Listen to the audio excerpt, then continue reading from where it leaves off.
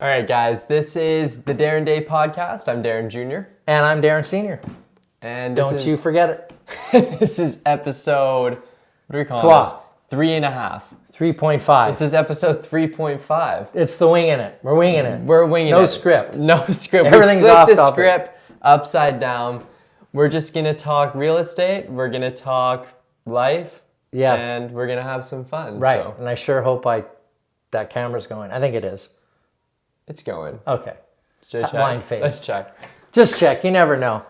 It's always Rolling, always make sure you've got your keys before you get into your car. Do you forget your keys? You forget your keys all the time. Who's calling the kettle black, or what do they say? I've never heard that. No, What is that? I don't know. It's like, I don't know. The teapot runs hot and the kettle's... No. No. This guy. Okay. Okay, so first question. My first house. Your first house.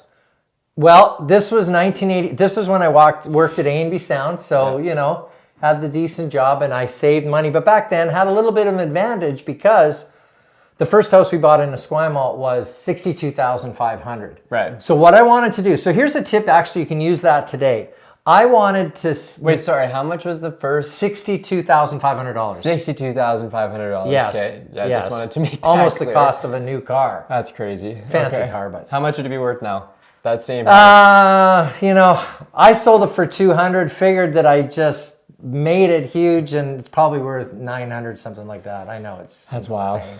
So what I did, and you could use that same principle today, is...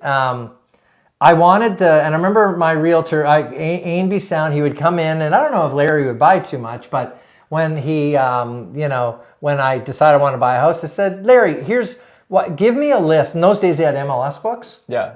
They actually had a book. Everybody wanted the MLS book because that had all of the listings in it. That's crazy. But computers had just come out. And actually, were they very close? The real estate agents had their office, they could print out sheets. So I wanted the 10 cheapest houses with basements.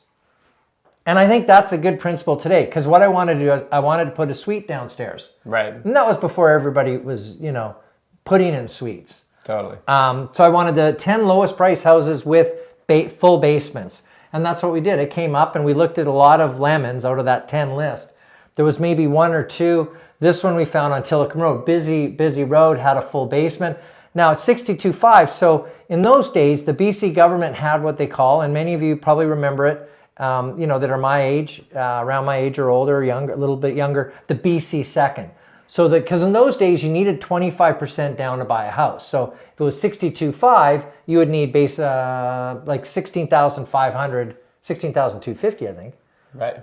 To down. But that was a lot of money to save. But so the government had a second mortgage that they would lend you $10,000. So that meant I only had to come up with $6,200. So my dad lent me, didn't give it to me, my dad made me pay it back, Tommy Day. God bless his soul. So he pitched in half of the 6,200, so 3,100, and I had saved the other 3,100, so that's how I got into our first house. Then what I did is I built the suite myself. My dad he was a bus driver with BC Transit for 35 years old, Tommy Day. My mom even, I think, rode his bus on Burnside Road. He always had the hat and really friendly, my dad. It's epic. You don't remember, barely. A little bit. Yeah, I was young though. I was 3 probably.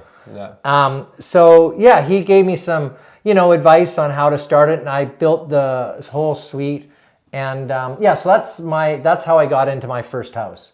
So, and then we were there for, until I got into real estate 6 years later.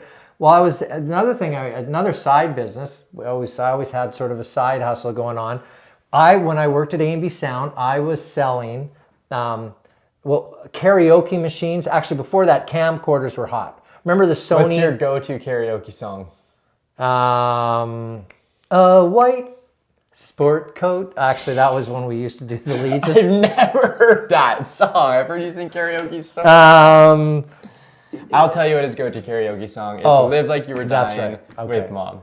Anyway. Right. But when we used to do the Legion, we used to do the Esquimalt Legion. When I was in real estate, that's how I sort of subsidized my career in the first few years, we actually, at the old Esquimalt Legion, we would do karaoke nights, and Mom and I would also DJ and stuff. And nice. So, but what I also did is when I worked at A&B Sound, camcorders were the rage. Everybody wanted to buy the little Sony camcorder, or the big VHS where the tape would go right in the camera.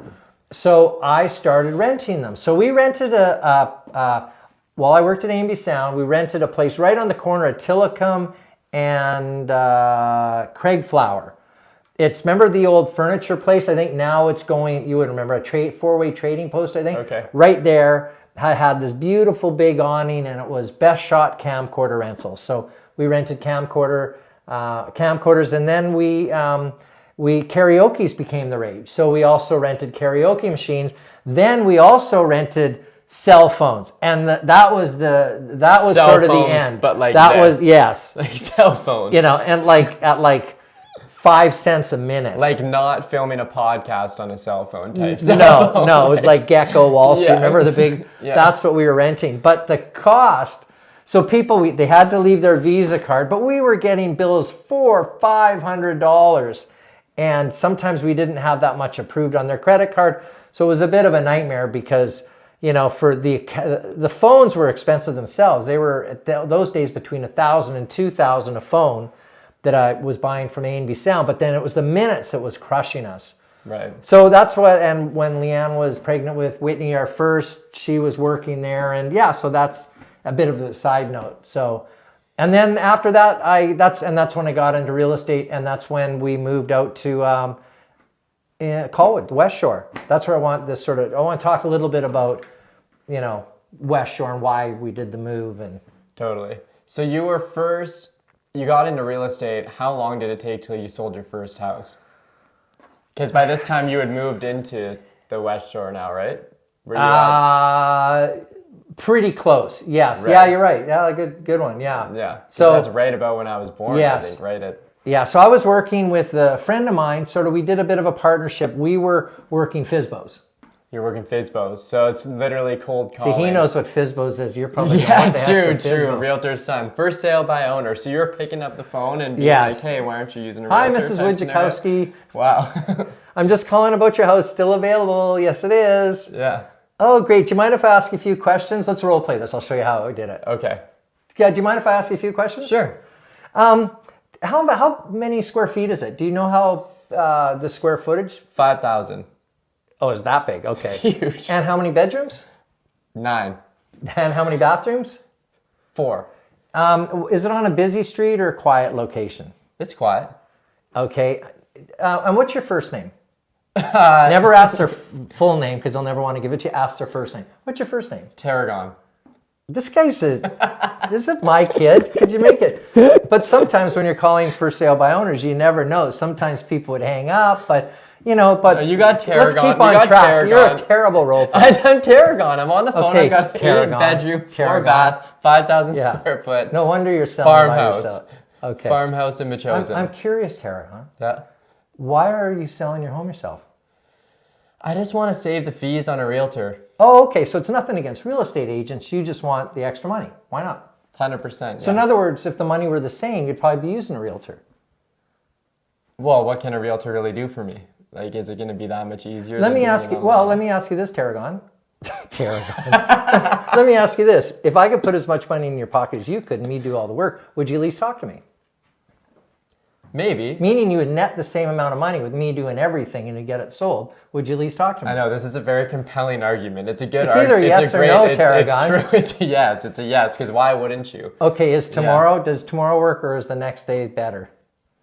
Is that what you would say? Does tomorrow work? Usually sort of, I like that. Yeah. Well, yeah, tomorrow works. Let me talk to my wife first. Well, let me talk to my wife Let me talk to my wife and make sure she's going to allow me to come and see you, Tarragon. No, There's no way you would say that. No, so that would sort of be, I'd ask a bunch of questions and I'd just say, hey, why aren't you using a realtor? Then when they said, well, because we need the extra money, I would just say, oh, so it's nothing against realtors. You just need the extra money for, whatever.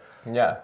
And it makes a lot of sense. Like that argument, it's like that's a good pitch, and it's the truth, really. Yeah, totally. Yeah. Because I would just say it's unrealistic to think that you can sell your house on your own, do everything properly, right? And, Because another thing I would say is, if, I don't blame you for trying to sell your own home. If I were in your shoes, I'd probably try the same thing.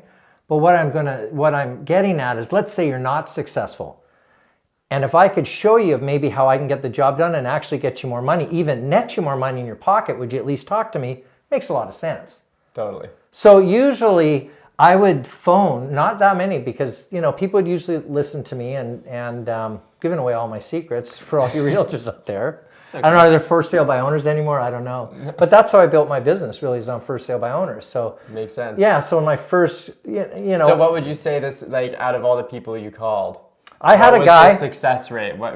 Could you put a percentage on it? Yeah, I would say that. So I would probably, in those days, I'd look through the newspaper, and your mom might even, go through them first. Right. So, because if half of the thing is, it's hard enough calling people cold call. Yeah. Okay. So, if you're there and you've got to look up all the phone numbers first, go through the paper in those days, it just took a lot of energy. So you ended up doing a lot of the prep work, and then, it's a little too late to call now, it's 9. And then you never make any calls. Right. So I'd get Leanne, and then after Leanne would be an assistant for me, I'd get the assistant or Leanne to just give me the phone numbers. And I'd just call right off just the phone numbers to just try to, to call them. And I'd just say, hey, I'm calling about your house for sale. So what's your number one tip for people if they're cold calling in any, it doesn't have to be real estate. Right.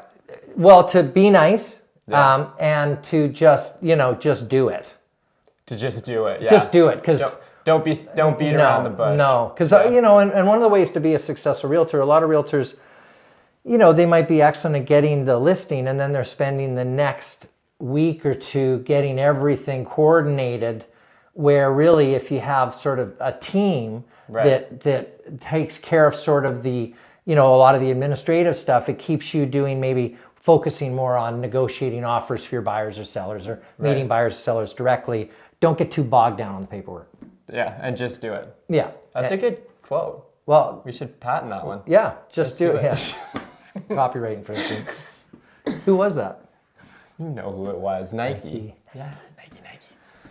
So what do you think? What's it like being a kid of a realtor? I've been trying to get this guy into real estate, but it's just like, I don't know. Honestly, it's been a blessing to be the kid of a realtor and to have the same name, because it's an icebreaker. He's very nice. Every single time I'm in a scenario, especially in Victoria, when I have to meet new people and I say my name, immediately they think you, and it's a conversation starter. So it's been nice in that way. Like, I'm going to Claremont for that. I only went for a semester, but didn't know anybody in the school. That was the perfect way to meet people. Okay. Was just having the same name. Right. Okay. Also, you have an appreciation for how hard realtors work, because it's a constant. You're taking calls, you're answering emails. It's nice because you have the flexibility to kind of do what, go on a vacation when you want, because you're your own boss, but you're also, constantly working too. When you're on vacation. Even when you're on vacation. Right. Yeah. Right? So it's you definitely, I feel like there's two types of people in life. There's some people that want to go to work and then they want to turn it off as soon as they're clocked out. And there's other people like yourself who want to. Right, exactly. And both work great. And, we need people that want to clock out and just are happy. Give me the task. Yeah. And then that's what's expected of me. Sometimes those people are important in real estate too, like a good totally. assistant. Exactly. That's what they're there for, to totally give you the freedom to do what you need to do, which is focus on getting the client the most money they can possibly get. Right, exactly. Yeah. And be face to face with the decision makers. And so that's the thing with society. Really, we need everything. We need we need all the cooks. We need the healthcare workers. We need the contractors. We're all sort of in this together. Right. And I talking a little bit, we're probably going off track a little bit, but I think that we were talking about, either good at sales, or maybe you're good at hospitality, or you're, you just like, hey, leave me alone. I want to work my 8 hours or 7.5 hours a day. And then when I'm off, I'm off. Weekends off. So a lot of the people that do that often are excellent at trades. Right. And they're making phenomenal money now in plumbing trade, or electricians or carpenters. Very good money, because the high in demand, and I think wages are only going to go up. Seems that way. Because it seems like less people are there's less people having babies in essence. So I think that, that for labor, we need people that want to work. So, right. And so it can be a good career path, whether you're in sales or whether you're, in healthcare or a trade or hospitality. If you were to give somebody advice that was thinking about, maybe real estate isn't something that they're thinking about immediately, but they want to get into sales, what job would you suggest for them to get? Say that again. So let's say somebody wants to get into sales and Yes. maybe ultimately they want to become a realtor because when it comes to selling stuff, houses are probably the biggest thing, Right. Yes. biggest commissions and stuff. But what's a good job to start with to train yourself to be ready to do that job? A job that I couldn't get. I always ended up being the lot boy. I'm the guy that, you're good at cleaning cars, but no, we're not going to get you in sales. So it's selling cars. I think selling cars, yeah. And especially at a lot that's busy. That's why at A&B Sound was great, because it was like we had in those Electronics, days. If you've never heard of that. A&B Sound, right. But they were big in selling records, huge. And then when I got there, CDs, right? So half of, the store was CDs. The other half was all of us in sales selling all of the equipment to play those CDs or watch those, DVDs or VHS machines. So I'd say now, if you're getting into sales, I would think cars, if you want to stay in town. I'd also look at, here's the thing. We almost need a Google school. Okay? Now picture that. All of the information's there, or a TikTok school. Whatever you want to do, learn everything about it. Yeah. Because, that's how these guys just, look at these tech guys. It's nuts. That's straight out the Mark Cuban Yeah. playbook there, the learn the manual. Yeah. And nowadays there's so much information. You can learn the manual. RTM, read the manual. Yeah, you can read the manual. I think he was just by going online. RTFM. Yeah. Read the Yeah. F and manual. Probably, yeah. No, read the manual. Everything's there. Another tip, and when I'm working with, staff and that, or even clients, if I'm, suddenly I'll phone a client and ask them, can you provide me with this? And it's like, Darren, I already sent that to you 2 weeks ago. Oops. Or when maybe your assistant says, asks you a question, always source that question out first. Has he already answered? Try to figure it out yourself, because that will make you more valuable to your employer, because you're not always asking them questions. If you're really stuck, definitely ask. But a lot of that you can sort of source yourself first. Right. So again, going back to the... So there's such thing as a stupid question. Yes. That's what you're saying. There is. Yeah. Or go, really? No, I don't do that. No. But you want to, you definitely, you're smarter than you think, essentially. Yeah, totally. And everything's found, online now. And when you want to learn something, whether it be, in the technology, everything is right in Google. Just Google it, or ChatGPT now. You can get the answers. It's amazing. And, that's where a lot of these innovations started. My daughter is streaming. And, She's killing it. Yeah, she's killing it with streaming. And, people are watching. I remember seeing people watching people play poker. I'm like, why would you do that? But that's huge business. I still can't really figure it out. She doesn't play poker. She plays Fortnite. Right. So, the people are, the younger generation, some of it's in streaming and getting reach. Now, the key there is whenever you can get hot on a new platform, whether it's... I know, I kick myself for that, because I remember Facebook seeing paid ads from TikTok. They were promoting TikTok, and I remember seeing the logo and thinking to myself, this isn't going to catch on. There's no way it gets as big as Instagram. And I didn't even bother downloading it or putting any content. But if you get there right at the start, right, it's such a head start. You can have a huge following. Right look at Date team sells a house, and another one sold, and another one sold. Date team sells a house. Couldn't resist. This is the sold guitar. It's a bit of pop culture there. It is a bit. Have you ever seen this guitar? But a guy that had, I don't know if he had a guitar, but I think he's probably your age, that benefited from social media, YouTube particularly, biggest star of all time. Justin Bieber? There you go. Right. Just started.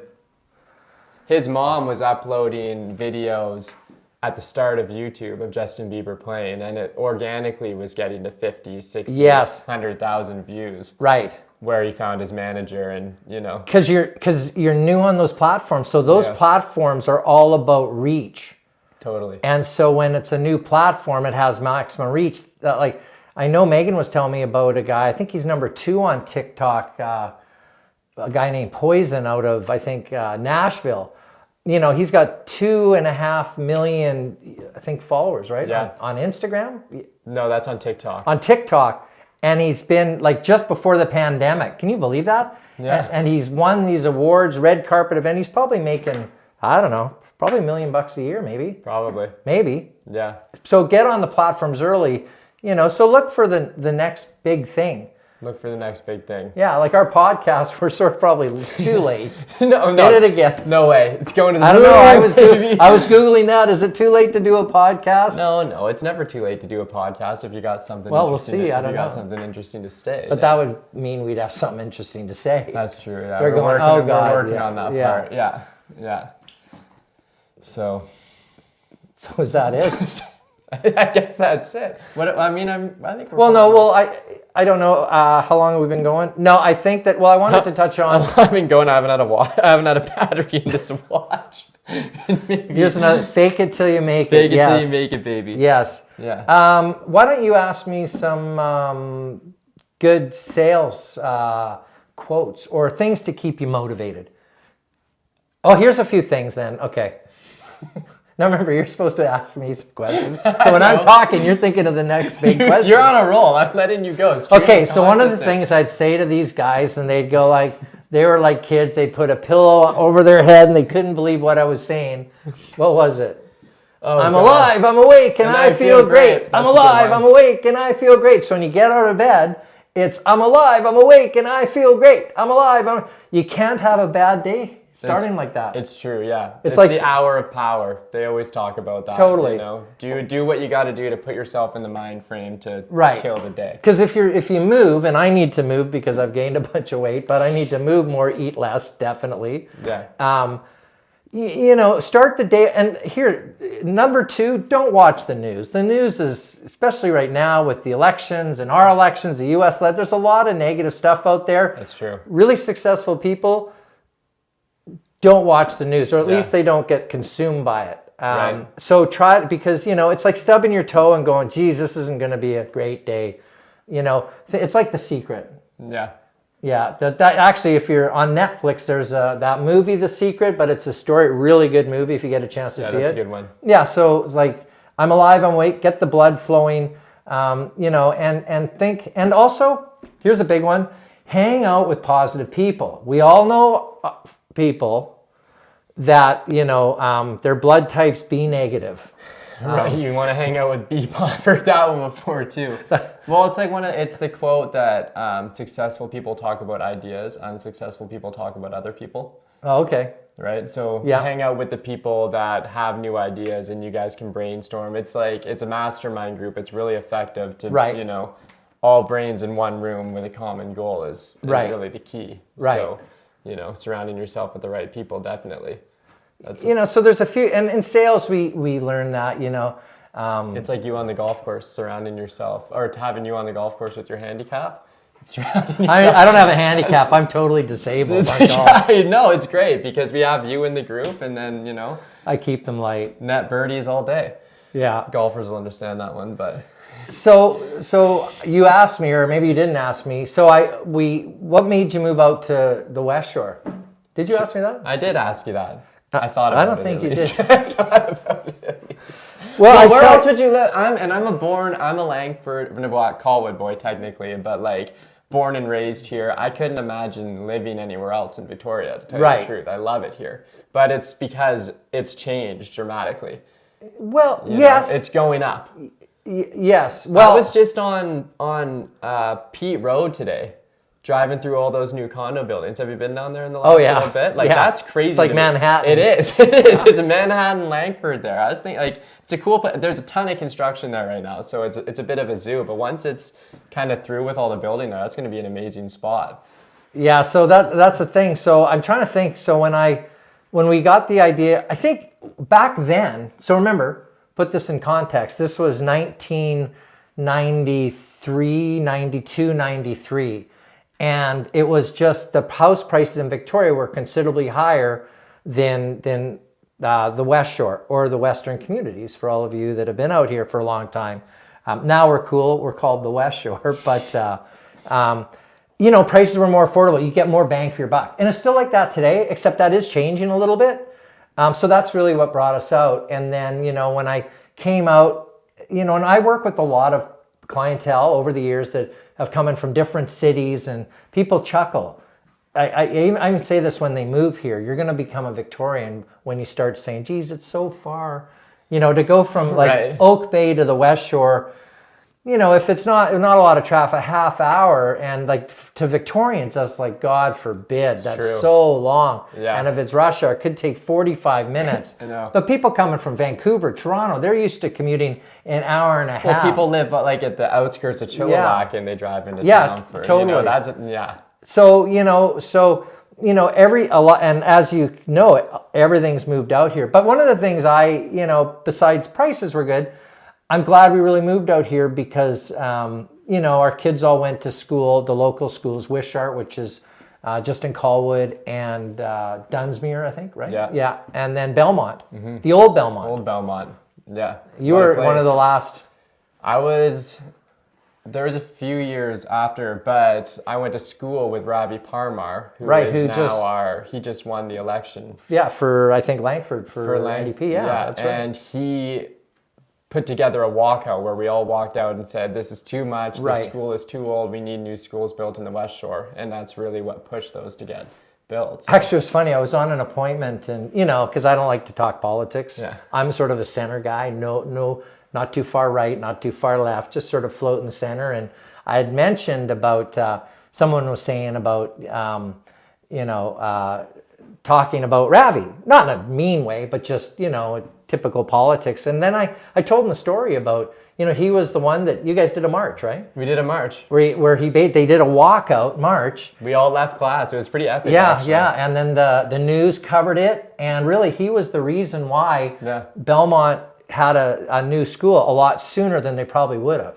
Yeah, it was going to happen regardless, but it happened sooner because he kind of forced the hand there. So when I said that to the clients I was with, they were like, oh, really? So they actually, you know, they're like, there was a bit of a backstory. Well, it's refreshing when there's like, it's because politics is so much like news, but when you actually are there firsthand, you know a story about the person, it's like, okay, maybe like it doesn't even really matter. Right. I know you're a good guy. Right. And I know you did something good for, you know, us in this case. Right. So, so that's cool. I like that. Like show me something, you know? And you know, local boy does good, right? That's sort of the shtick with Rav. So, you know, he's earned everything. So hopefully, you know, we're all going to do great. And I know you know, we're pretty balanced in there. So all I want is everybody to get along, peace and love. Peace and love. Get interest rates lower. And, you know, maybe come up with some government programs to help first-time buyers get into their first house or condo.